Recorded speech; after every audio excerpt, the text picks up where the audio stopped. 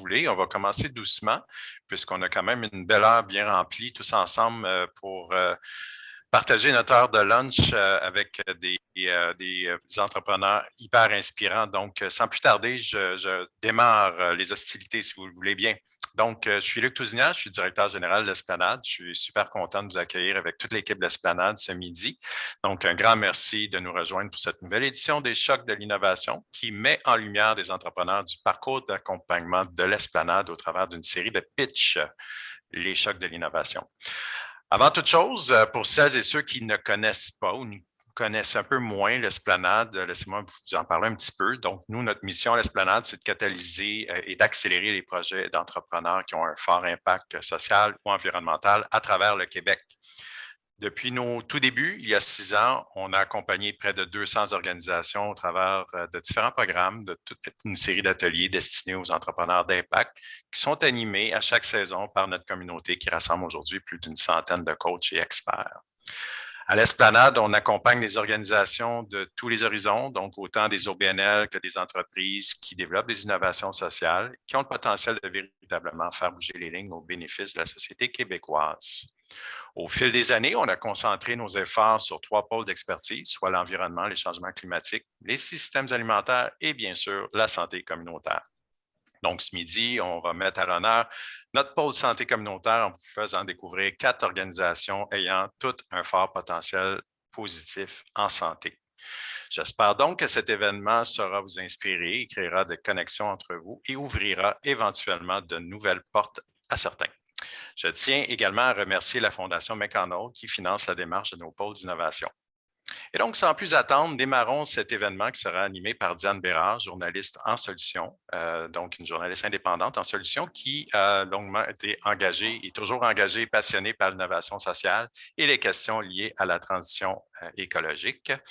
Donc, pour cette édition spéciale en santé communautaire ce midi, vous assisterez d'abord à une discussion animée par Diane et qui portera sur la santé publique et communautaire avec notre invité Pascal Lehoux, professeur titulaire à l'École de santé publique de l'Université de Montréal. Ensuite, vous allez découvrir nos 4 organisations ayant toutes un fort potentiel d'impact positif en santé, soit Braver, Sexualis, Huddle et Simunum. J'ai toujours de la difficulté à le prononcer, je suis désolé. Alors donc, sans plus tarder, un grand merci à toi, Diane, d'être avec nous une fois de plus. Puis, je vous souhaite un très bon événement à tous. Donc, à toi, Diane. Merci, Luc. D'abord, merci, Pascal, d'accepter de te joindre à nous pour cette discussion. Pascal, je vais te demander d'ouvrir ton micro pour que tout le monde puisse entendre tout ce que tu as à dire. Pascal, j'aimerais ça d'abord que tu nous expliques qu'est-ce que c'est la santé communautaire et est-ce qu'il y a une distinction entre santé communautaire et santé publique? Je pense que oui, puis c'est une distinction qui est un peu historique. Moi, je dirais, pour faire court, que la santé communautaire, c'est les racines de la santé publique, puis la santé publique aujourd'hui a beaucoup évolué, puis couvre plusieurs champs. Santé communautaire, c'est vraiment comprendre comment, en amont, la communauté peut être génératrice de santé. Donc, comprendre dans chacun des quartiers, des lieux, comment différents professionnels, mais aussi des organisations non gouvernementales peuvent contribuer à la santé. Puis aujourd'hui, la santé publique, bien, il faut reconnaître aussi, ça inclut une spécialité médicale. Hein. Il y a des médecins qui se spécialisent dans ce domaine-là. La santé publique, c'est aussi un domaine de recherche. Moi, je suis à l'école de santé publique. Là, on a énormément de personnes qui font de la recherche dans plusieurs secteurs. Puis, c'est aussi une fonction gouvernementale. Donc, c'est aussi quelque chose qui s'exerce dans la pratique, dans les organisations, avec des décisions, comme celles qu'on a vues là, dans nos 2 dernières années. Mais justement, tu ouvres la porte à ma prochaine question. Depuis 2 ans, pour le commun des mortels, la santé publique et même la santé communautaire, ça se résume à 2 choses. Ça se résume aux vaccins et aux restrictions qui sont plus ou moins mises, enlevées, tout ça. Mais derrière tout ça, peut-être que ça nous a occulté le fait que ça a beaucoup évolué, ce que c'est la santé publique, ce que c'est la santé communautaire. Donc, on va essayer d'oublier la fixation qu'on a eue par la force des choses sur le vaccin, sur les restrictions, pour que tu nous dises comment ça a évolué, qu'est-ce qu'on sait maintenant qu'on ne savait pas avant par rapport à la santé communautaire, la santé publique. C'est sûr que COVID-19, ça nous a fait voir des fonctions de santé publique avec lesquelles, des fois, ça peut un peu nous bousculer, mais c'est des fonctions de protection, puis des fonctions de surveillance. Surveillance voulant dire les états de santé, est-ce qu'il y a des contaminants, etc. Puis c'est sûr que c'est plus, comme tu as dit, là, c'est des restrictions. Le vaccin, c'est souvent ce qu'on perçoit comme une mesure populationnelle, comment soigner pas un individu à la fois, mais la population. Ce qui a beaucoup évolué en santé publique, puis ce que moi je trouve excitant, là, je prêche un peu par ma paroisse parce que c'est le domaine dans lequel j'évolue, mais par exemple, notre école de santé publique s'est autonomisée de la faculté de médecine, est devenue une faculté en soi. Ça fait qu'on travaille évidemment avec la médecine, mais on travaille avec d'autres facultés. Médecine vétérinaire, on travaille avec la dentisterie, on travaille avec ergo, physio, plusieurs autres disciplines. Puis là, il y a éducation, parce qu'il y a des secteurs de la santé publique qui concernent plus les enfants, l'apprentissage à long terme. Puis, pourquoi je mentionnais médecine vétérinaire? C'est qu'on travaille beaucoup sur des notions, par exemple, une seule santé. Est-ce que l'équilibre des relations entre la santé animale, santé humaine et santé environnementale, qu'est-ce qu'on fait autour de ça? Comment on peut améliorer la santé? Moi, j'ai des collègues qui travaillent sur l'aménagement urbain. Comment on peut faire des parcs, des pistes cyclables qui contribuent à la santé.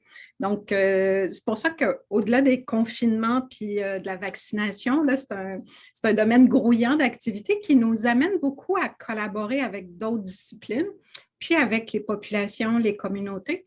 Donc, le côté communautaire, là, les racines sont toujours là. J'ai une question dans le chat. Donc, certaines personnes disent qu'ils n'ont pas entendu ce que tu fais dans la vie, Pascal. Pascal est professeur à l'École de santé publique de l'Université de Montréal.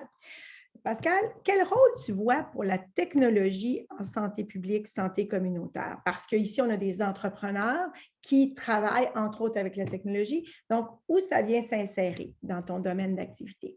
Là, c'est intéressant parce que la santé publique, c'est une de mes formations. Là, je vais répondre avec ma formation de départ qui est le design industriel. Donc, une formation qui s'intéresse un peu comme le génie mécanique, là, qui s'intéresse aux produits, puis comment répondre à des besoins d'utilisateurs.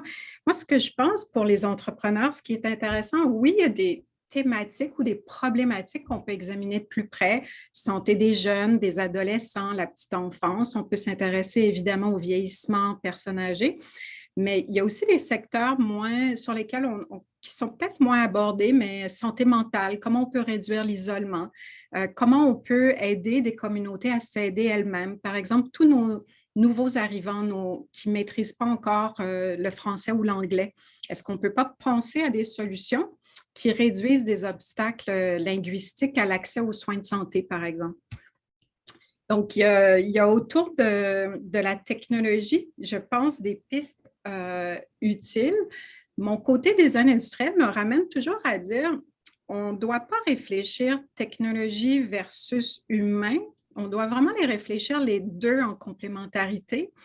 Parce que de façon simple, on peut imaginer que la même technologie, mais utilisée par un professionnel qui n'a pas les mêmes habiletés sociales, ne va pas donner le même effet.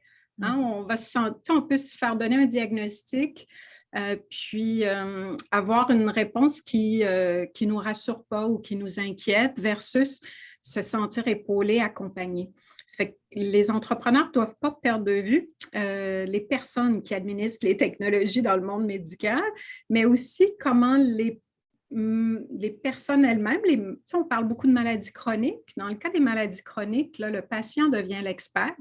Il connaît sa maladie, c'est lui ou elle qui va, par exemple, pour la glycémie, prendre des mesures de glycémie. Donc, l'entrepreneur ne doit jamais perdre de vue ces côtés-là humains, puis arriver à bien les intégrer dans la solution. Quand on a fait la pré-entrevue, je t'ai dit, dis-moi, c'est quoi les besoins que les startups devraient combler en santé communautaire? Et tu m'as parlé, entre autres, du parent pauvre qui était la première ligne. Tu avais des considérations de ce côté-là. Peux-tu m'en dire plus? Oui, bien ça, c'est un phénomène que moi, je vois depuis les années 80. Hein. Il y a une forte spécialisation du côté de la médecine. Puis quand on pense santé, on pense souvent maladie, alors que le mot qu'on doit chercher, c'est santé. Puis c'est normal, là, on va se tourner vers les hôpitaux, les centres urbains, les centres hospitaliers, les CHU, les centres hospitaliers universitaires, où il y a toutes les spécialités médicales. Mais le parent pauvre, depuis quelques années, c'est vraiment notre médecine de première ligne, notre médecin de famille, mais aussi tout ce qui relève de la réadaptation. C'est comme si on les a un peu abandonnés, on ne les a pas équipés autant en infrastructure, en technologie. Puis ça n'a pas besoin d'être des technologies très lourdes, très fortes. Là, on l'a vu pendant le COVID, il y a beaucoup de solutions numériques qui doivent permettre de rejoindre la première ligne. Puis, qu'est-ce que tu mets dans la première ligne, Pascal? Oui, la première ligne, là, moi, je trouve des fois, c'est utile de penser en termes de géographie et d'échelle. Tu sais, là, on est en milieu urbain. Bien, la première ligne, c'est dans le quartier, la première ressource à laquelle j'ai accès. Ça peut être un CLSC, ça peut être une clinique de santé. Si je suis en milieu rural, là, on va se demander bien, qu'est-ce qui va faire qu'on va générer de la santé dans ce milieu-là? Est-ce que quand on est en milieu rural, là, notre seul point d'accès, c'est de se rendre à l'urgence? Est-ce que c'est ça qu'on souhaite pour notre population? Non. Donc, quels sont les professionnels? Puis ici, ça peut inclure les pharmaciens, ce qu'on appelle les pharmaciens communautaires, qui jouent un rôle très important puis qui peuvent être outillés pour jouer ce rôle-là auprès des patients. On va parler aussi d'ergothérapeute, de poste de réadaptation. Ah oui, ben ça, c'est mon biais. J'aime beaucoup travailler avec les ergos et les physios. Des gens très pragmatiques qui manipulent très bien la technologie puis qui comprennent bien son rôle. Mais par exemple, quelqu'un qui a eu un accident, qui a eu des soins intensifs, qui a eu des chirurgies importantes en milieu urbain, après ça, il retourne chez lui, chez elle. Puis toute cette partie-là d'accompagnement va se faire par des ergos, des physios, des travailleurs sociaux aussi dans certains cas, les infirmières à domicile. Puis ces gens-là, on a intérêt à bien les équiper pour éviter qu'il y ait des allers-retours vers le centre urbain, puis vraiment permettre à la personne de revenir dans son milieu familial de travail en douceur avec les bonnes ressources, les bonnes aides là, professionnelles. Tu m'as parlé de quelque chose que j'ai trouvé super intéressant. Tu m'as dit que tu incitais les startups à trouver une solution qui était toujours pour le maillon le plus vulnérable. Peux-tu en dire plus? Ben, si on revient dans les définitions de santé publique, moi je dis souvent qu'il faut se préoccuper des déterminants de la santé. Puis tout le monde pense la biologie, la génétique, c'est un déterminant, puis c'est vrai. Mais il y a plein d'autres déterminants sur lesquels les entrepreneurs peuvent agir. On pense à l'éducation, on pense au type de métier qu'on fait, parce qu'on n'est pas, dépendamment de notre formation puis du travail qu'on fait, on n'est pas exposé aux mêmes risques. Donc, on pense aussi à la littératie, de ne pas parler la langue ou d'être moins... d'avoir un niveau de langage moins développé, ça va faire en sorte qu'il y a des médicaments qu'on ne comprend pas les effets. Donc, le maillon le plus faible pour moi, c'est si on désigne notre solution pour la personne qui est exposée qui est la plus vulnérable sur le plan des déterminants, on va résoudre le problème pour tout le monde. Donc, c'est un peu une logique de design universel, ce que certains appellent le design universel. Puis, si on vise un maillon plus vulnérable, bien, ça veut dire qu'on génère beaucoup plus de santé, on a un impact beaucoup plus grand. Parce que là, ça ne sera pas un segment de marché un peu étroit qui est parfois déjà très en santé ou très informé ou très capable de prendre soin de sa santé. Donc, agir sur le maillon faible, c'est agir aussi où les problèmes de santé s'accumulent puis s'accumulent au cours de la vie. J'aimerais ça que tu nous parles de la notion de frugalité. Ça aussi, c'est quelque chose qui compte pour toi. Oui, j'aime beaucoup ça. La frugalité, c'est l'antithèse de ce qu'on appelait l'over-design. Tu sais, les solutions avec beaucoup de fonctionnalités, puis on en utilise 5% d'entre elles. La frugalité nous amène à réfléchir sur c'est quoi les fonctions de base que tous mes utilisateurs vont bénéficier, vont bien maîtriser. Puis, c'est aussi réfléchir au processus de production de l'innovation. On a des empreintes carbone importantes en amont de l'innovation, notre façon de les fabriquer. Ça fait que la frugalité vient aussi penser au processus de production, puis on essaie d'optimiser par exemple, quand on est en milieu rural ou en milieu isolé, on veut quelque chose de robuste, On veut quelque chose qui est portatif. Donc, c'est des caractéristiques de design qu'on doit développer. Puis, c'est de la frugalité. Ça rentre dans une logique de frugalité parce qu'on optimise en fonction du contexte d'usage. Puis, en ce moment, on a plutôt tendance à faire, je prends des fois l'exemple, les thérapies géniques qu'on a en ce moment, ça peut coûter 2 millions par patient par traitement. Donc, qu'on soit un système public ou privé, là, ça n'a plus d'impact, là. On n'est juste pas capable de se payer ça.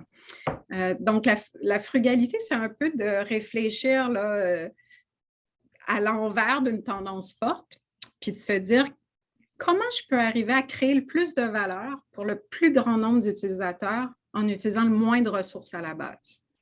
Puis les ressources ici, là, c'est de l'énergie, des matières premières, c'est comment réfléchir aussi de la modularité, là, des choses qui vont vivre plus longtemps, qui vont être réparables. Donc, ça ouvre plein de portes, là, je pense, du côté du design, mais aussi de l'entrepreneuriat. Il me reste une question, mais avant de la poser, je vais vérifier s'il y a quelqu'un parmi nos participants qui aimerait poser une question à Pascal. On a le temps pour une question. Donc, vous pouvez la poser dans le chat. Sinon, pour l'instant, je n'en vois pas. Donc, je vais y aller avec ma dernière question, Pascal. Tu as écrit un ouvrage sur l'innovation sociale en santé et tu évoques le double fardeau des entrepreneurs sociaux. J'aimerais ça que tu me dises c'est quoi et comment on peut le réduire. On suit une cohorte d'entreprises, 16 entreprises, Québec, Ontario, État de Sao Paulo au Brésil depuis quelques années. C'est toutes des entreprises qui se qualifieraient d'entreprises à impact responsable. Puis, bon, moi, au-delà d'avoir beaucoup d'admiration pour ce qu'ils font, puis de voir l'intérêt, le potentiel, je vois aussi qu'ils font face à un double fardeau, dans le sens où quand on est un entrepreneur responsable ou un entrepreneur à impact versus un entrepreneur tout court, l'entrepreneur tout court n'a pas nécessairement à prendre en compte les externalités, ce que les économistes appellent des externalités sociales et environnementales. Donc, le coût collectif qu'on paye pour ça. Alors que ceux qui sont à impact ou responsables, ils les prennent en compte, ils cherchent à les transformer. Donc, tant qu'on n'arrive pas à monétiser ou à mettre une valeur sociale sur la réduction des dommages sociaux et environnementaux, on n'arrivera pas à mettre ces entrepreneurs-là sur un pied d'égalité. Donc, c'est ça le double fardeau. Puis, pour arriver à faire ça, bien, il faut un écosystème qui va agir comme un levier pour ces entrepreneurs. Il faut un écosystème qui est prêt, ça veut dire des fournisseurs, ça veut dire d'autres entreprises qui partagent le même souci de responsabilité puis qui vont se partager des solutions puis des compétences pour réduire ce double fardeau-là, rendre ça plus équitable comme compétition actuelle. Merci Pascal. Entre-temps, il y a une question pour toi. Comment faciliter les expérimentations, donc tester l'usage et l'impact social des innovations en santé communautaire? Bien, je suis très contente. Là, j'ai vu Cathy Malas passer dans le, dans le fil de conversation. Qui est au CHUM, puis qui est vraiment une ressource fantastique là, pour orchestrer comment des entrepreneurs peuvent travailler avec des gens du réseau de la santé. Puis on a publié ensemble un article qui vient de sortir où on donne beaucoup de conseils pratiques. Moi, ce que je trouve important, c'est qu'on ne vise pas juste le médecin spécialiste, mais qu'on arrive à discuter avec tous les autres professionnels de la santé qui ont un contact direct avec les patients. Donc, ça nous prendrait un peu un guichet unique dans des établissements pour qu'on puisse diriger nos entrepreneurs vers les personnes qui comprennent la réalité, le quotidien des gens qui traitent et de là faciliter de l'engagement puis des approches inclusives avec eux. Puis mais en attendant qu'il y ait un guichet unique, tu leur dis quoi? Ils vont où les entrepreneurs quand ils veulent tester? Je pense qu'il faut prendre le téléphone, puis il faut créer ces événements-là comme aujourd'hui. Moi, j'ai très hâte d'entendre nos entrepreneurs, la cohorte santé. Je pense qu'il faut favoriser cette mise en réseau-là.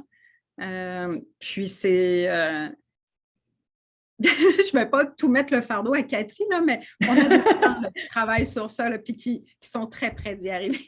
Donc, ce que je comprends, c'est qu'il y a un travail à faire pour bâtir des ponts, parce qu'on a besoin effectivement de les tester, ces innovations-là, pour s'assurer que le maillon le plus faible est servi, pour s'assurer de ne pas faire de l'over-design. Mais écoute, Pascal, c'était vraiment super intéressant. Tu es une ressource très précieuse. On sent beaucoup à quel point tout ça te tient à cœur. Donc, reste avec nous et puis tu pourras entendre les pitchs. Je vais te demander de fermer ta caméra, puis on va je vais passer la parole à David qui va nous dire quelques mots. David Santelli. Bonjour Diane, merci. Merci beaucoup Pascal.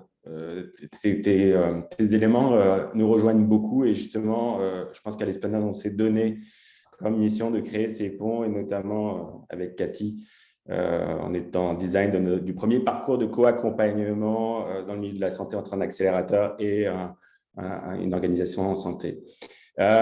Justement, donc, je pense que vous allez juste introduire nos 4 présentateurs, mais on va avoir ici 4 exemples d'organisations que nous accompagnons à l'Esplanade et avec des modèles d'affaires qui portent et qui visent à bousculer le statu quo et faire avancer des enjeux dans le réseau de santé, mais aussi directement auprès des patients.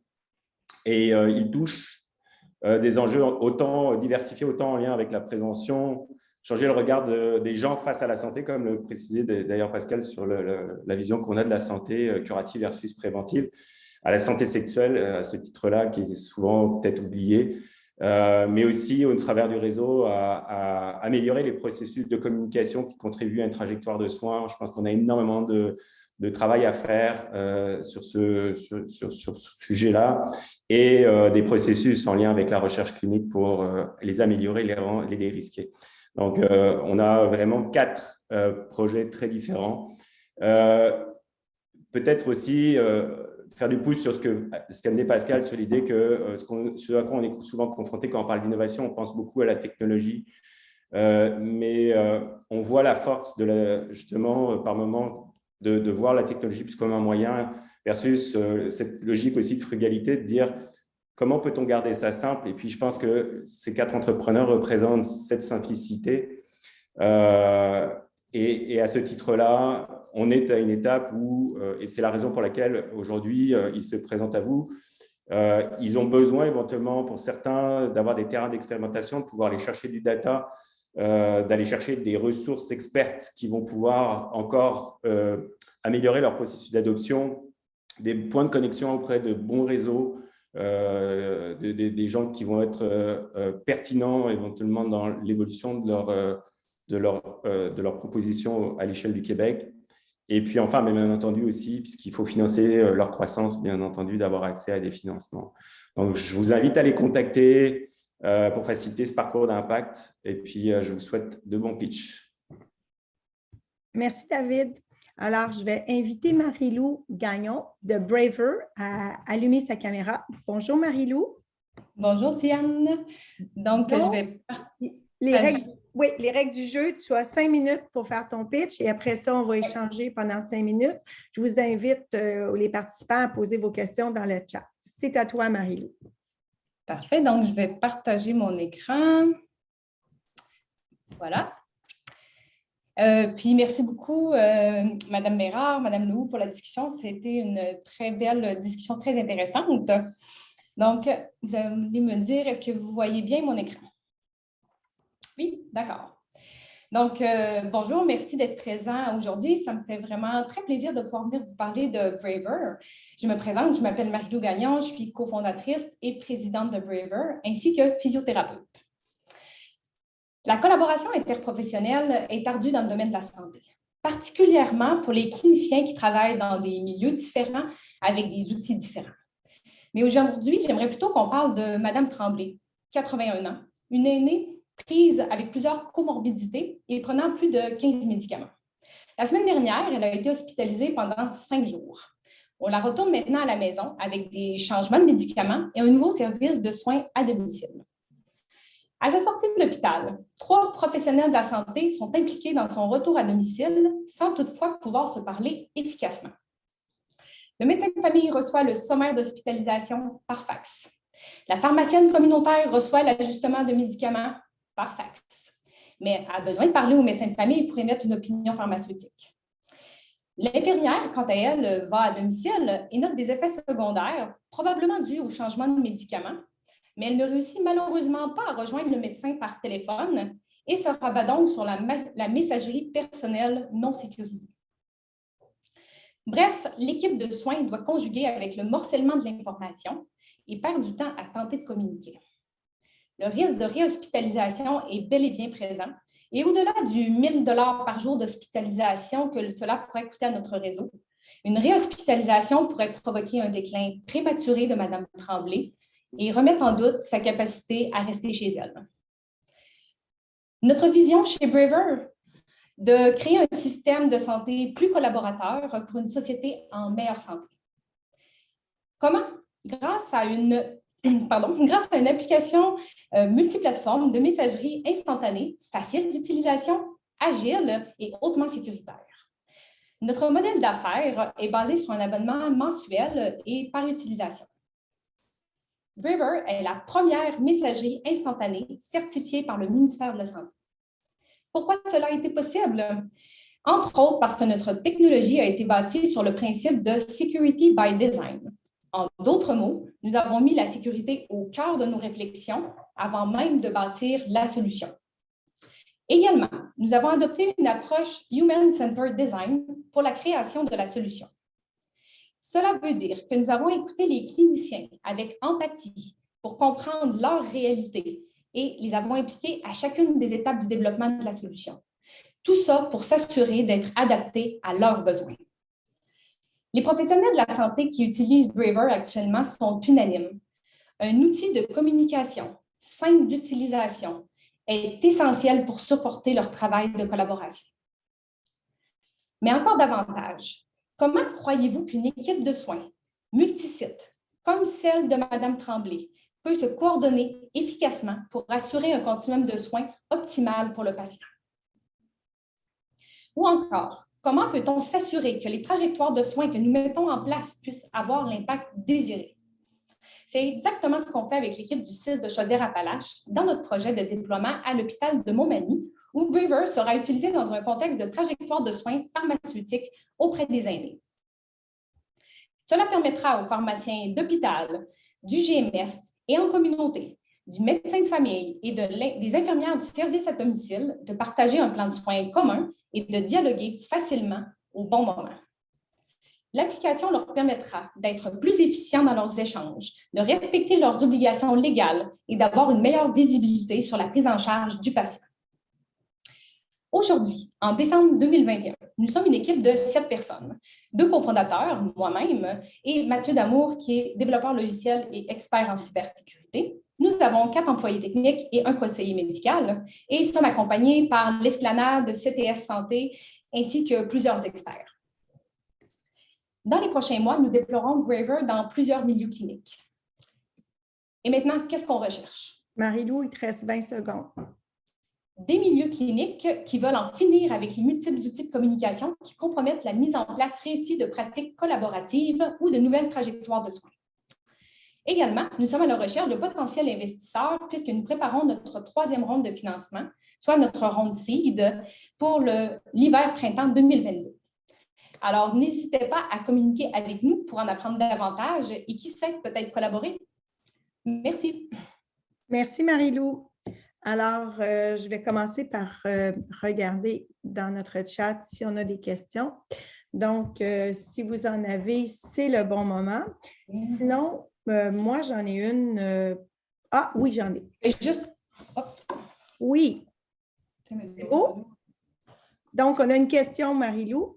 Comment allez-vous encourager tous les acteurs à payer cette licence d'utilisation? Parce qu'évidemment, il faut que tout le monde paye la licence pour que tout le monde communique. Oui, je vais juste demander à Mathieu de se joindre à nous pour la période de questions. On a un modèle d'affaires qui est freemium, c'est-à-dire que c'est possible d'utiliser la plateforme gratuitement pour certains types d'acteurs pour qui les fonctionnalités gratuites sont suffisantes. On croit que les organisations un peu plus avancées vont avoir besoin de fonctionnalités additionnelles pour lesquelles ils peuvent payer, mais pour participer à la collaboration, les fonctionnalités payantes ne sont jamais requises. Mm-hmm. ce principe d'inclusion-là est vraiment critique pour être capable d'avoir une croissance organique et de permettre aux professionnels de la santé d'inviter ses collaborateurs sans gêne. Il y a une question intéressante ici. Est-ce qu'on intègre les proches aidants et les familles dans ce dispositif-là? Est-ce que ça pourrait les aider à soulager la charge mentale? Parce qu'effectivement, le proche aidant est pris dans cette espèce de dédale où les professionnels ne se parlent pas. Donc, est-ce qu'il y a une place dans l'équation pour le proche aidant? Oui, absolument. Dans le fond, on a un modèle où les professionnels de la santé peuvent joindre gratuitement sur le réseau, autant qu'ils soient avec un autre professionnel, que ce soit les professionnels de la santé reconnus. Pour les proches aidants et les autres acteurs autour du patient, c'est possible d'embarquer, mais sous invitation d'un professionnel de la santé. C'est-à-dire si une organisation, par exemple un ESSAD ou une entreprise d'économie sociale là, qui jugerait que ce serait pertinent d'impliquer les proches aidants autour de la personne âgée, mais c'est tout à fait possible. Mais ce n'est pas possible, le proche aidant par lui-même ne peut pas, il faut qu'il soit invité, c'est ça? Exactement. OK. Ensuite, j'ai une question ici. Comment sont gérées les données? Est-ce que votre application alimente les dossiers électroniques? Oui, dans le fond, en ce moment, on a un projet en recherche et développement pour faire ce pont-là entre Braver. Quand les gens s'échangent d'informations, on peut ensuite envoyer cette information-là dans le DME ou le DCI ou différents types de logiciels comme ça, pour pas qu'il y ait des dédoublements de l'information. Puis ça fait partie de nos plans, là. Mais pour l'instant, comme on est encore jeune, on a dû commencer par certaines priorités, mais c'est dans les objectifs. Dans le fond, on ne garde pas la donnée seulement à l'intérieur de Braver. Actuellement, l'intégration minimale qu'on offre, c'est de pouvoir exporter des artefacts de communication, pouvoir les exporter dans un logiciel tiers avec un PDF, par exemple. OK. Moi, j'ai une question. Je vois bien tous les défis technologiques, les enjeux de sécurité, tout ça, la robustesse de la solution, mais je me demandais au niveau comportemental, est-ce que c'est cet enjeu-là, parce que le fait qu'on ne communique pas, il y a peut-être un enjeu comportemental aussi, des mentalités à changer. Ça, est-ce que vous travaillez sur ce côté-là? Puis quel pourcentage du défi voyez-vous du côté comportemental des acteurs de la santé? Très bon point. En fait, effectivement, il y a vraiment un changement de culture qui est nécessaire pour vraiment adopter à grande échelle Braver. J'ai fait de la recherche utilisateur où j'ai vraiment creusé beaucoup plus loin pour aller comprendre la culture de collaboration. Il y a beaucoup de craintes à collaborer, ça c'est certain. La majorité des professionnels de la santé qu'on pense autres, comme par exemple physiothérapeutes, ergothérapeutes, nutritionnistes, ont beaucoup d'ouverture à collaborer, vraiment une belle volonté à collaborer, puis voient la pertinence autant pour leur pratique, pour enrichir leur pratique que pour le bienfait pour le patient. Sinon, après ça, il y a des craintes par rapport au niveau des médecins d'être surchargés de communication, de collaboration, qui est une crainte qui est réelle, étant donné que nos intervenants pivots, nos médecins de famille en ont beaucoup sur les épaules. Donc, il faut aussi que notre gouvernement en vienne à reconnaître ce rôle-là d'intervenant pivot et la nécessité de les rémunérer pour faire des actes de collaboration, puisque c'est essentiel pour la prise en charge des patients. Donc, il y a des changements qui sont nécessaires à plusieurs niveaux, mais on voit qu'il y a quand même un changement, il y a vraiment des artefacts d'un changement de culture qui est présent. Les jeunes professionnels qui sortent des universités ont tous eu des cours de collaboration interprofessionnelle et voient vraiment que c'est une possibilité. À court terme, des fois, ça prend du temps, mais à long terme, ça nous décharge parce qu'on se sent moins seul dans notre bureau avec notre patient au final. C'est intéressant parce qu'à partir de... Est-ce que vous avez eu des défis en lien avec des juridictions professionnelles? En termes de code de déontologie? Je suppose que juridiction professionnelle, ça doit vouloir dire ordre professionnel. Donc, est-ce qu'il y a des enjeux? Oui. Bien, nous, on se rattache toujours au consentement du patient. Donc, à tous les fois qu'un professionnel initie une nouvelle collaboration avec un autre clinicien dans Braver, on lui demande de déclarer qu'il a le consentement du patient à partager cette information-là, donc à briser le secret professionnel. Donc, on met vraiment de l'avant le consentement du patient pour respecter les codes de déontologie des cliniciens. C'est parfait. Bien, je vous remercie beaucoup, Marie-Lou et Mathieu. C'était vraiment super intéressant. Et je vais vous demander d'éteindre votre caméra, puis je vais passer à Marc Stolo de chez Huddle. Bonjour, Marc. Salut, bonjour. Ça va? Et merci, toi. Ça va très bien, merci. Alors, je te laisse y aller avec ton pitch pour les 5 prochaines minutes. Parfait. Vous voyez mon écran? Oui. Enfin, Je vais présenter en anglais. Les gens qui veulent me demander des questions en français, soyez à l'aise. This is a powerful question that if every day this question is being raised in people's lives. And what we find, interestingly enough, is that tens of millions of people every day say no to this question.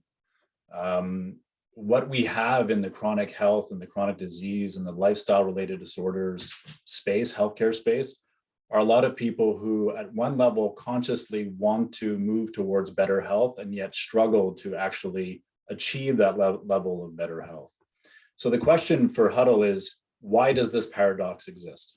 Why on one level do we say consciously that we want to live better lives, live healthier, and yet we know that people facing chronic and lifestyle-related disorders ultimately choose at some level not to do that? It's important from a Huddle perspective for us to understand that illness is not just the manifestation of a set of behaviors or a biological phenomenon. It's in fact a phenomenon of how people make sense of the world. So to a large extent, chronic illness, chronic disease, lifestyle-related disorders are a personification of how someone makes sense of the world. Now, the tendency in health has been to focus on illness through a purely behavioral lens with behavioral focused interventions, which is why our healthcare system tends to be very transactional in its approach. What we contend at Huddle is that it's important that we look at illness through a developmental lens, meaning to say that we need to understand the perspective of the individual and how they make sense of the world if we're going to support them through a health trajectory. This is why Huddle is really at the intersection of bringing human development principles into the healthcare space. So the way in which we've done that is we've built a B2B coaching platform that works directly with health organizations and a network of stakeholders within those organizations, including administrators, leaders, healthcare professionals, and people impacted by a health issue, on a process, a transformational process of learning to make sense of their experience differently, helping them overcome this immunity to change that they deal with and trying to move towards better health, and ultimately inviting a shift in their awareness, and which then corresponds to a shift in behaviors. So the Huddle ecosystem, this coaching ecosystem, is one part digital, one part human. We have a coaching management system that we've built and a Huddle app that supports asynchronous learning for people going through this transformational process. We complement that with group coaching, where we focus on really immersive experiences, so people learning directly through their own experience and their own awareness and their own understanding. And then we blend that with one-to-one coaching so that we can address individual needs. And then we round that out with community support, with the idea that we build on peer-to-peer learning and people can share through their change-making process. Obviously the health market is expanding constantly at an exponential level, and so is the global personal development market. There are a number of other coaching platforms out there, some of which are less addressed specifically in the healthcare space, or more addressed to corporations and focusing on like team building or leadership building. Our offering is really focused more so in the health space. From a differentiator perspective, we focus on working with coaches who have decades of experience in human development theory and practice. So our network is highly curated. We are focused mostly on vertical skills. So these are perspective shifting skills. These are not like knowledge acquiring skills, but new ways of seeing oneself and the world. And we do that by combining modern science with ancient wisdom. And ultimately, what we're working on doing within the Huddle platform is supporting a shift or a transformation or an evolution in human consciousness. Over the last 5 years, we've iterated a number of platforms and raised $3.7 million in non-dilutive funding to service over 500,000 people across those platforms. In the current Huddle platform, coaching platform that we've built, we have close to $400,000 in revenue over the last 12 months servicing our B2B clients. And we're currently in the process of raising an equity fund, and we've raised $300,000 of a $750,000 fund. That private equity fund is being expressed in the form of a convertible note or a simple keep it simple security, which would include both the convertible note and a partial ownership inside of the Huddle company. our vision for the use of funds for the current raise is to continue expanding our commercialization activities, so expanding our client repertoire. And we intend to build a digital platform or a scalable digital platform that actually brings human development at scale to organizations. And as a parallel to that, if there are organizations or people who are looking at health through a sense-making lens, we are currently working with clients, healthcare clients, both addressing the needs of professionals within those organizations, and then also addressing the needs of clients, or patients or caregivers who are impacted by a health issue as well. Happy to take questions. Feel free to ask questions in English or French.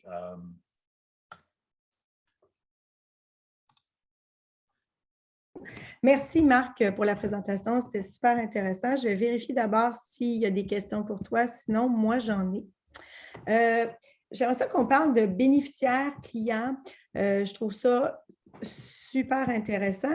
Ce que je comprends, donc, c'est que quand on parle de bénéficiaires final, tu as les organisations, donc tu as les professionnels de la santé que tu formes, et il y a les gens comme moi, comme toi, il y a les citoyens aussi qui, à travers ta plateforme, peuvent vivre une expérience d'évolution, d'augmenter leur niveau de conscience pour justement vivre une meilleure vie. Est-ce que j'ai bien compris? C'est les deux pôles à qui s'adresse ta plateforme? Yeah, so yes, we work with organizations and professionals within organizations to support them in expanding their practice and the way they approach their practice, working directly with people impacted by a health issue. And then similarly, we work with the other actors within that ecosystem, including people impacted by a health issue, to take them through an evolving sense-making process, which supports a shift in their health perceptions and then their health behaviors. Donc, il y a quelqu'un ici qui aimerait que tu parles davantage de la façon dont une personne affectée par des enjeux de santé peut utiliser ta plateforme. Qu'est-ce que cette personne-là va faire? Tu parles, entre autres, de trouver un sens à sa vie, tu parles d'évoluer au niveau de sa conscience. Peux-tu nous en dire davantage? Yeah, so right now, our application is available direct to the public, so people today can go download our application, but really that application exists within a larger ecosystem. So typically what we would do with an individual is not only do we make our asynchronous learning experiences available, but we bring them into group coaching experiences and then to one-to-one coaching experiences and take them through a process of helping them develop the aptitudes, the self-awareness to understand where they are in their own developmental process. And then we actually train, support them through a process of going through an evolving sense-making process. So for example, like we're working right now with a client who, one of our healthcare clients who's dealing with people at a stage of an illness where they're going through a degenerative stage of the illness. And those individuals are struggling to make clear decisions at an ambiguous stage of their life.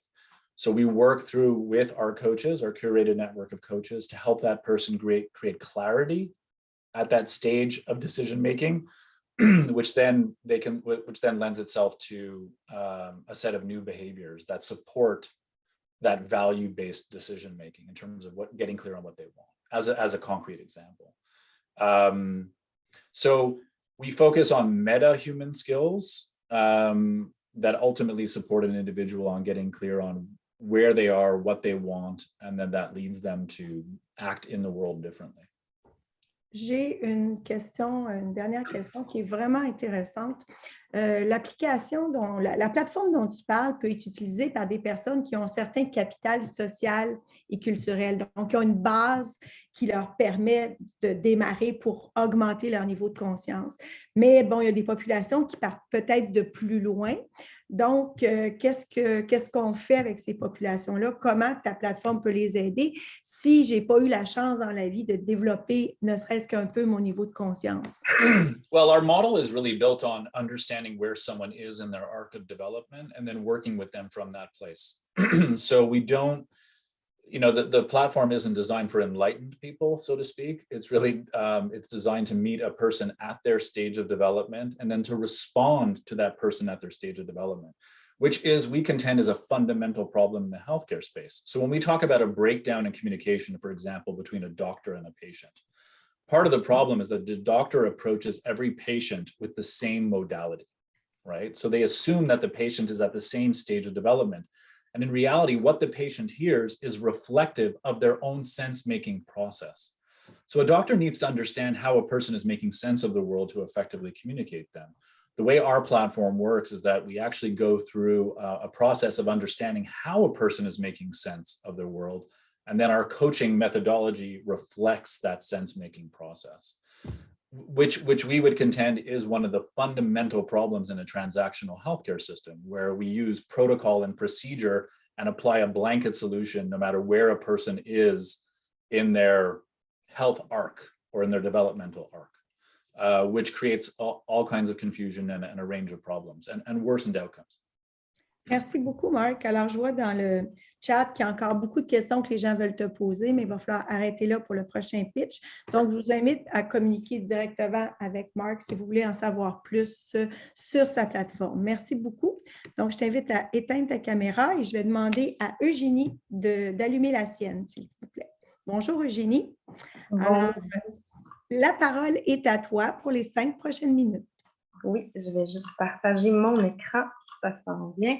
Voilà. Est-ce que tout le monde voit mon écran? Oh, je vais assumer que oui. Si jamais, sinon, faites-moi signe. Donc, bon midi tout le monde. J'espère que vous allez bien. Je m'appelle Eugénie Larrivée. Je suis sexologue, psychothérapeute et fondatrice de Sexualis. Donc, ça me fait très plaisir aujourd'hui de vous parler de santé sexuelle et d'accessibilité. Prenez note que Sexualis a fait le parcours accélération et collision de l'Esplanade dans les 2 dernières années. Donc, avant qu'on rentre dans le vif du sujet, j'avais envie de vous faire un bref rappel sur le rôle du sexologue parce que souvent, ma profession, elle est très méconnue. Donc, grosso modo, vous devez savoir que le sexologue, c'est le spécialiste par excellence des relations amoureuses, sexuelles et relationnelles. Donc, on est appelé à faire entre 3 et 5 ans d'études universitaires et cela nous permet en fait de vraiment bien comprendre l'être humain dans sa globalité et dans son développement psychosexuel. Donc, l'objectif du sexologue, c'est vraiment de favoriser une bonne santé sexuelle, un bien-être global, mais aussi une vision positive de la sexualité, telle que recommandée par l'Organisation mondiale de la santé. Donc, le sexologue est appelé à traiter divers enjeux ou à accompagner divers enjeux sexologiques comme l'infidélité, par exemple, les conséquences d'une agression sexuelle ou encore tous les enjeux reliés à la transidentité ou la santé trans. Mais le sexologue est aussi amené à accompagner des clientèles peut-être un peu plus insoupçonnées. Donc, je sais qu'on a des gens avec nous aujourd'hui qui viennent du domaine médical. J'ai donc cru bon de vous mettre ici des exemples d'interventions sexologiques en contexte médical. Donc, un sexologue pourrait venir accompagner une personne qui aurait besoin d'adapter sa sexualité suite à un cancer de la prostate, par exemple. Ou encore travailler l'estime de soi, la féminité suivant une mastectomie, ou encore les enjeux sexuels qui peuvent ressortir dans les maisons de nos aînés. Donc, maintenant que vous comprenez un peu mieux ma profession et sa pertinence, vous devez savoir qu'on est très peu nombreux au Québec et surtout très, très mal répartis. Ce qui fait en sorte que dès qu'on sort de Montréal et qu'on désire consulter, on va avoir à attendre entre 4 et 12 mois pour avoir une première consultation avec un sexologue, ce qui est très, très long. Donc, en 2019, on s'est dit de quelle manière on pouvait répondre plus rapidement aux besoins des Québécois, des Québécoises adultes, et le en ligne est devenu pour nous une évidence. Donc, il faut savoir qu'à ce moment-là, la vidéoconférence n'était pas très tendance et souvent parfois discréditée. On a quand même pris le pari, justement, de travailler 1 an et demi et de pouvoir finalement lancer en pleine pandémie, qui était un peu le fruit du hasard. Et depuis ce temps-là, on bénéficie vraiment d'une très belle croissance. Donc, nos activités clés chez Sexualis, on a de la relation d'aide et de la psychothérapie avec des sexologues en ligne. On a également des programmes self-help qui permettent de travailler de manière un peu plus autonome sur sa sexualité. Et on est à travailler pour 2022 sur des projets d'intervention de groupe en ligne et également une plateforme de formation continue pour les professionnels de la santé. Donc, notre plateforme, depuis 19 mois, elle a fait ses preuves. On est maintenant rendu une équipe de 30 sexologues et on a pu offrir 6 000 consultations jusqu'à maintenant auprès de 1 200 clients, ce qui fait à peu près une moyenne de 5 séances par client. Et surtout, ce qui est très apprécié chez Sexualis, c'est qu'on a la possibilité de choisir sa sexologue. Donc, et également de pouvoir planifier rapidement une prise de rendez-vous sans attendre aussi longtemps. Nos programmes Self-Help permettent également, comme je vous disais tantôt, de travailler en toute confidentialité sur sa sexualité sans nécessairement avoir le besoin de rencontrer un professionnel de la santé sexuelle. Donc, tout ça est dans un même et seul objectif, rappelons-nous-le, la sexualité saine. Et on sait à quel point la santé sexuelle elle est primordiale puisqu'elle a un impact direct sur la santé mentale. Et il faut savoir également que les difficultés sexuelles sont assez récurrentes. Donc, on parle nécessairement d'une prévalence autour de 30%. Chez Sexualis, on travaille beaucoup avec une approche de collaboration et de partenariat. C'est vraiment dans cet angle-là qu'on maximise notre impact social. Donc, j'ai vraiment 2 demandes pour vous aujourd'hui. Première demande, on est à la recherche de collaborateurs et de partenariats pour du référencement. Donc, je parle ici nécessairement plus au niveau médical ou encore communautaire. On parlait de ponts à construire tantôt dans la conférence. Je pense qu'effectivement, il y aurait de belles avenues avec Sexualis puisqu'on a une belle équipe disponible rapidement justement pour desservir les besoins peut-être de vos clientèles respectives. Deuxième demande pour vous ce midi, je suis également à la recherche de points d'influence pour les compagnies d'assurance. Donc, ça va vous paraître peut-être un peu étrange, mais les services de sexologue ne sont pas couverts par les compagnies d'assurance actuellement, ce qui est un peu une aberration parce qu'on a été reconnu comme service essentiel durant la pandémie. On a également un autre professionnel, mais on ne fait pas partie des soins paramédicaux. Donc, on a envie un peu de faire bouger les choses parce qu'on croit qu'effectivement, ça a un impact concret dans la vie des gens. Donc, ça a été super rapide pour vous, pour moi aussi, pour vous présenter Sexualis aujourd'hui. Si jamais vous avez envie qu'on échange ensemble, ça va me faire vraiment plaisir de collaborer avec vous et de se jaser. Entre-temps, je suis aussi disponible pour répondre à vos questions dès maintenant. Merci beaucoup. Merci, Eugénie.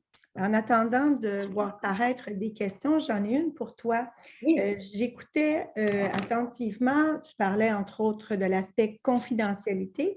Il y a un public qui m'est venu en tête immédiatement, c'est le public adolescent. Je me demandais, puis après ça, tu as demandé des références, donc je me demandais, public adolescent référé par les écoles, par les professeurs. Fait que dans un premier temps, est-ce que le public adolescent, c'est un public qui fait partie, qui est une composante importante de votre public cible, ou est-ce que c'est pas, bien que ce soit, les jeunes vont beaucoup en ligne, peut-être que c'est pas un comportement qu'ils auraient d'aller en ligne pour demander de l'aide. Et puis deuxièmement, est-ce que les écoles pourraient être une porte d'entrée pour les référencer, ces jeunes-là? Certainement, peut-être plus au niveau d'une clientèle cégep. Chez Sexualis, on prend les adolescents à partir de 16 ans. Okay. Donc, c'est comme plus simple au niveau justement de la frontière par rapport à comme le secret professionnel et tout. Donc, c'est pour ça qu'on choisit 16 ans. On a parfois tendance à accepter des adolescents de 14 ans quand le degré de mentalisation est suffisamment présent et qu'il n'y a pas d'enjeu suicidaire et à risque et tout ça. Donc, voilà, fait qu'on pense que les adolescents sont quand même bien desservis sur certains enjeux sexologiques, bien qu'il y ait du travail à faire. T'sais, on pense, par exemple, à des lignes d'écoute comme Tel Jeune et tout ça qui sont vraiment spécifiques au niveau des adolescents. Par contre, à partir du moment où le cégep, l'université ainsi que tout le reste de la vie courante, c'est là qu'on a vraiment vu qu'il y avait des lacunes au niveau des services qui pouvaient être offerts en sexologie, par exemple. Et j'étais curieuse de savoir, j'ai une question, comment faites-vous pour avoir des sexologues disponibles pour votre plateforme alors que, c'est une très bonne question, si on a un délai de rendez-vous chez les sexologues en général, comment on peut avoir de la place sur votre plateforme? Ce n'est pas le même bassin de sexologues? Tout à fait, c'est une excellente question. La majorité de notre équipe vient de Montréal. Donc, si on se rappelle un peu dans ma présentation, je vous ai dit que dès qu'on sort de Montréal, les sexologues sont occupés. Donc, la majorité de l'équipe vient de Montréal. Il faut aussi savoir que chez Sexualis, on combine psychothérapie et relations d'aide. Donc, presque de 3/4 de nos services sont des services de relations d'aide. Ce qui fait en sorte que les sexologues qui font de la relation d'aide à Montréal sont souvent plus disponibles parce qu'il y a à peu près 50% des sexologues qui étudient à Montréal qui vont rester à Montréal. Fait que c'est ce qui fait en sorte qu'on peut permettre une mise en relation rapide, justement, pour desservir les besoins en région. Et vous avez mentionné le lobby que vous souhaitez démarrer pour que les services de sexologues soient payés remboursés par les systèmes d'assurance collective. Est-ce que ça va être une façon pour vous, entre autres, ça va vous permettre, en utilisant ça, de vous démarquer ou en étant dans le débat public, justement, de donner une certaine visibilité à votre entreprise aussi? Ça peut être une façon de vous positionner dans le débat public parce qu'effectivement, on parle de plus en plus de santé sexuelle, donc d'avoir un dossier concret que vous défendez peut donner lieu au fait d'être plus présent là, dans le débat public. C'est sûr que certainement, ça peut aider au niveau de la visibilité, mais de ce que je comprends du domaine des assurances, c'est que c'est un domaine très, très complexe et on ne pourra pas y arriver seul. Donc, éventuellement, l'objectif de tout ça, c'est que l'ensemble des services sexologiques soient accessibles à tous. Ce n'est pas nécessairement une braquette réservée à Sexualis. Donc, plus justement ces services vont être accessibles, plus les gens vont les connaître et à ce moment-là, vont reconnaître la pertinence de consulter un sexologue, qu'il soit de Sexualis ou non. Donc, je pense qu'on y va vraiment dans une vision globale parce que, voyez-vous, ça fait 20 ans qu'on attend la couverture des services de sexologues, puis c'est pas encore fait, puis pour une raison dont j'ignore et j'essaie de comprendre. Fait qu'on a envie chez Sexualis de faire un bout de chemin, justement, pour essayer d'ébranler les choses. J'ai une dernière question. Qu'en est-il des personnes en situation de handicap? Est-ce que c'est une clientèle qui vous consulte? Parce qu'évidemment, il y a beaucoup de double tabous, sexe, handicap, donc ça fait beaucoup de barrières à surmonter. Donc, qu'en est-il de cette clientèle-là? C'est une clientèle qui nous intéresse de plus en plus et énormément. On a un partenariat actuellement qui est avec Nolu. Je ne sais pas si vous connaissez. Donc, c'est une application de rencontre pour les personnes en situation de handicap physique ou intellectuel. Et il y a aussi une plateforme de consultation, de coaching avec des sexologues. Donc, on compte faire partie des alliés de Nolu justement pour desservir cette clientèle-là via notre partenariat avec Nolu. Donc, on va être formé et encadré nécessairement à tous les enjeux sexuels concernant cette clientèle-là bien précisément. Mais merci beaucoup, Eugénie. Je vous souhaite bonne chance avec la suite. Et puis, donc, juste fermer la caméra. On va passer à notre dernier pitch avec Nardine qui va nous parler de l'entreprise Simunum. Bonjour. Bonjour. Do you hear me well? I hear you well, but I don't see you well. Can you adjust your camera? That's much better. Perfect. So now you have 5 minutes for your pitch.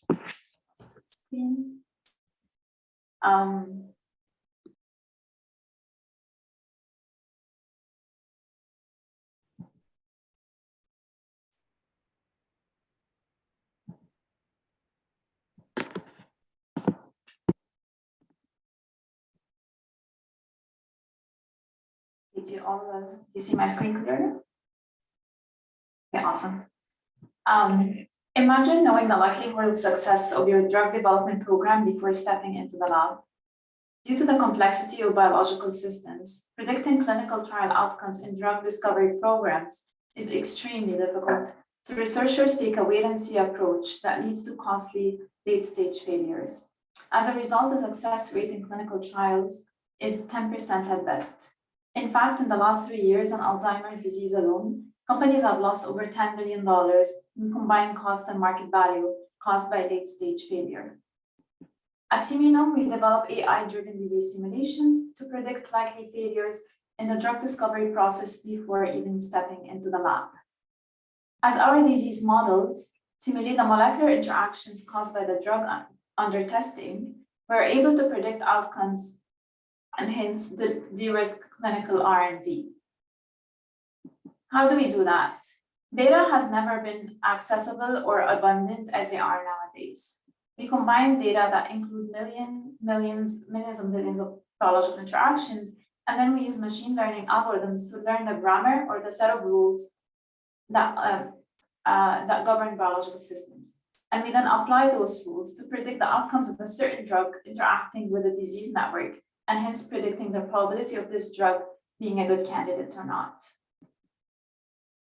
Despite the increase in AI-based approaches for drug development, most of the current approaches use black box techniques, which do not always account for biological order.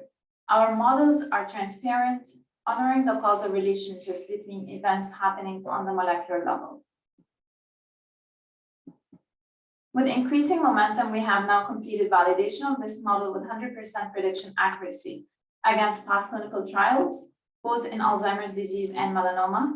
We signed on our first client who is currently in phase 1 of clinical trial with the FDA and is leveraging our platform to characterize the mechanism of action of their therapy as requested by the regulatory authorities.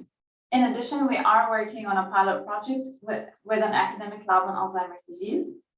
We've gone through distinguished accelerator programs, including Impact 8, which has been a huge validation step for us. As our approach of replicating biological complexity allows us to focus on an underserved sector in AI biotechnology, where we simulate clinical trial outcomes and effects in their target patients. And as most companies in this space focus on optimizing the drug, we optimize the drug target or the biological target. So because many late-stage failures occur despite having optimized the drug just because they were going after the wrong target. Altogether, this drives an immense market potential. The clinical trial phase costs $105 billion. Due to our focus on non-infectious diseases, we estimate that amounts to an addressable market of $10.5 billion, of which we're forecast to attain 10% share by focusing on key research hubs. We are excited about our trajectory with our market-ready platform. We anticipate the next year will feature the increase in our user base, further enhancing our disease-agnostic platform, as well as attaining sales of $2 million. These projections are based on increasing the user base using a SaaS model, targeting our key customer segments, starting with small to mid-pharma, academia, and big pharma, which we aim to close our first deal within 2023. Our team consists of our CEO with a background in clinical research, computational biology, and over 5 years of experience in commercialization in pharma industry, and myself with background in computational neuroscience, engineering, and machine learning, and Saba, who has background in mathematical modeling and deep learning. We also have a board of advisors who are experienced in a broad areas of expertise, from finance to tech to pharma industry. To get to escape velocity, we are seeking initiation of more pilots, client projects, as well as funding to increase our team size. We aim to raise a seed round of $2 million early next year. At Immunome, we believe that this field is ready to disrupt old ways of black box science. We welcome you to join us at the leading edge of the disruptors in this industry. Thank you. Merci, Nardim. Merci. I have I'll check if there is any question in the Q&A. If not, I have one. At this stage, what is your biggest challenges? What are your biggest challenges? Our biggest challenge now is increasing our team size, which brings us back to funding. So right now we're a team of 3 plus advisors, but yeah, like as we want to speed up and scale up, we would like to increase our team size. And what's the next step for the next year? What are the next steps? Armstrong, do you want to go ahead? Thank you, Nardine, great job. The key things that we're going to focus on, we look at the funding piece as more the pivot, and around that we want to increase our sales funnel, because validation is one of the points that we have heard coming back from potential investors and VCs that we've talked about. In this regard, we've made a strong push towards the end of the year and have leads in 2 big pharma companies. And the idea is to start pilots with them, even one of them. If we have pilots with academic institutions, that's really what's going to lock in the validation piece. And then we believe that that's what's going to bring us to the funding goal in Q1, Q2 of next year. And if you had to describe your impact, the impact of your company, what would it be? What would be the biggest impact to someone who has never heard of your company?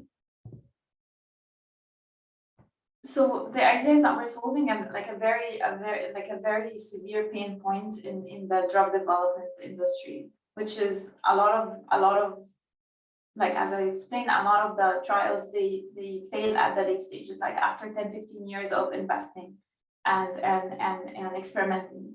So the impact would be eliminating those failures. So like we're hoping to increase the success rate from 10% to something much higher.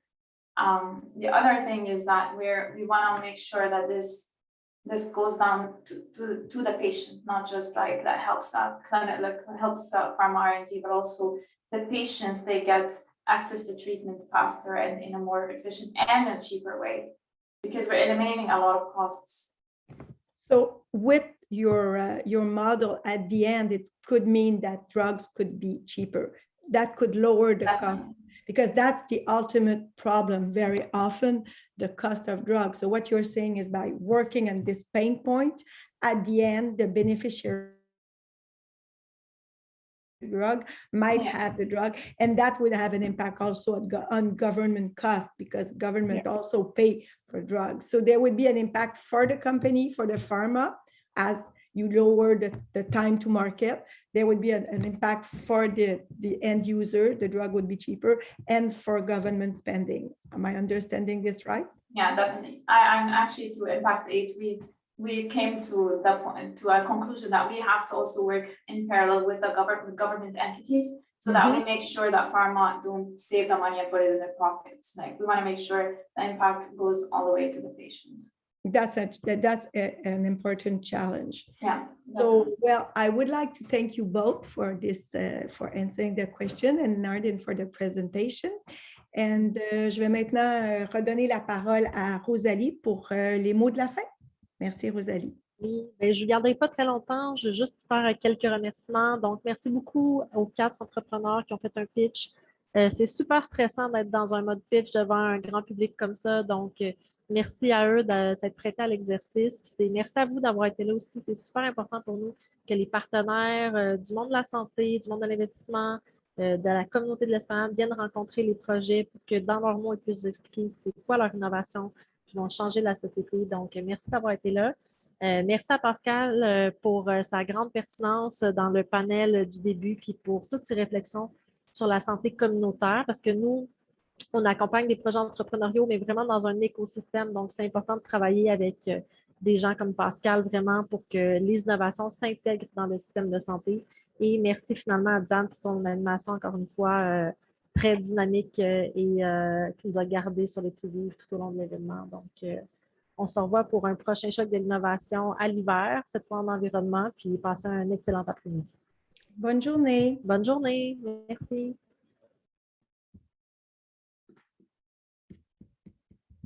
Je vais aussi laisser mon adresse dans le chat si jamais des gens veulent contacter les entrepreneurs. Je l'avais déjà laissé, mais je vous la relaisse.